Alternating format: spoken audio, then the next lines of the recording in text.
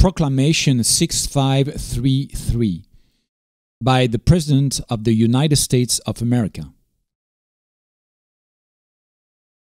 The story of the Irish in America, of those millions of Americans who trace their ancestry back to the Emerald Isle, is typical of so many American immigrants, yet is also uniquely influenced by the rich culture of Ireland.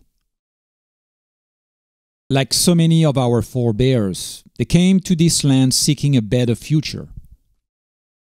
In the process of becoming Americans, they changed themselves, changed America, and changed the world. By 1776, 300,000 natives of Ireland had already emigrated to the colonies. They fought bravely in the American Revolution and helped to establish a new nation. 8 signatories of the Declaration of Independence were of Irish origin. In the early years of the young republic, as workers on the canals and railroads, they played a major role in the settlement of the West. However, it was not until the Great Potato Famine in the late 1840s that the trickle of Irish immigration became a flood. More than 1 million Irish men and women came to the United States during that period. They moved primarily into our great cities, which they quickly transformed into the bustling beehives of activity that they've been ever since.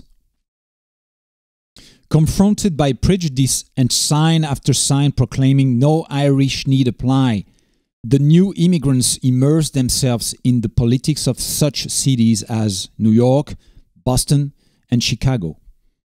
In fact, the political legacy of the Irish American community may well be the most important of all its contributions to our nation. Presidents John F. Kennedy and Ronald Reagan, as well as 16 other presidents, have proudly proclaimed their Irish American heritage.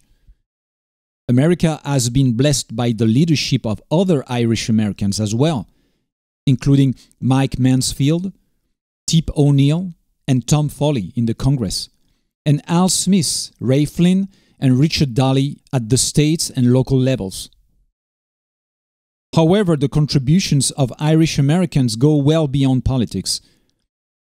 In Washington, D.C. alone, James Hoban designed and supervised the construction of the White House and assisted in the construction of the Capitol.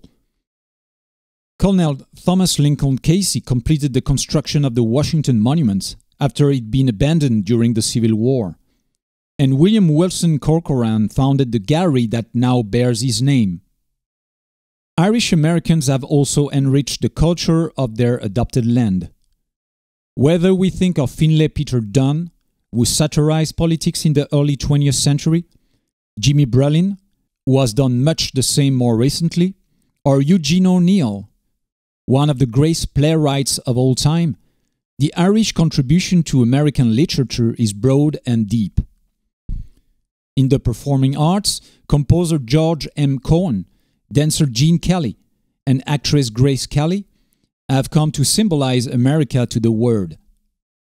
In tribute to all Irish Americans, the Congress, by House Joint Resolution 500, has designated March 1993 as Irish American Heritage Month, and has authorized and requested the President to issue a proclamation in observance of this month. Now, therefore, I, William J. Clinton, President of the United States of America, by the authority vested in me by the Constitution and the laws of the United States, do hereby proclaim March 1993 as Irish American Heritage Month. I urge all Americans to observe this month with appropriate ceremonies and activities.